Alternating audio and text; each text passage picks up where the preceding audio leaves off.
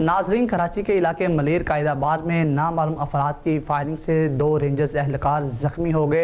S S P Malir Irfan Ali Bahadur کے مطابق واقعہ قائد آباد کے علاقے کوئی گوٹ میں ندی کے قریب پیش آیا ہے۔ اسی حوالے سے مزید احوال بتا رہے ہیں کراچی سے ہمارے نمائندے ذوالفقار علی۔ یہ ذوالفقار بتائیے گا۔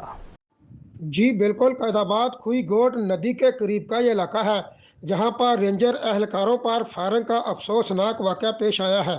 ابتدائی حاصل ہونے والی معلومات کے مطابق علاقے میں ڈکیتی کی واردات کی اطلاع پر رینجر اہلکار موجود تھے۔ ایس ایس پی ملیر سید عرفان علی بہادر کے مطابق رینجر اہلکار ملیر منزل پمپ کے قریب چیکنگ کر رہے تھے کہ اس دوران انہوں نے موٹر سائیکل پر سوار 2 مشکوک افراد کو رکنے کا اشارہ کیا، جو رکنے کی بجائے فرار ہونے لگے، جس پر موٹر سائیکل پر سوار رینجر کے اہلکاروں نے ان نوجوانوں کا تعاقب کیا تو ملزمان نے فائرنگ کر دی، جس کے جواب میں رینجر اہلکاروں نے بھی فائرنگ کی۔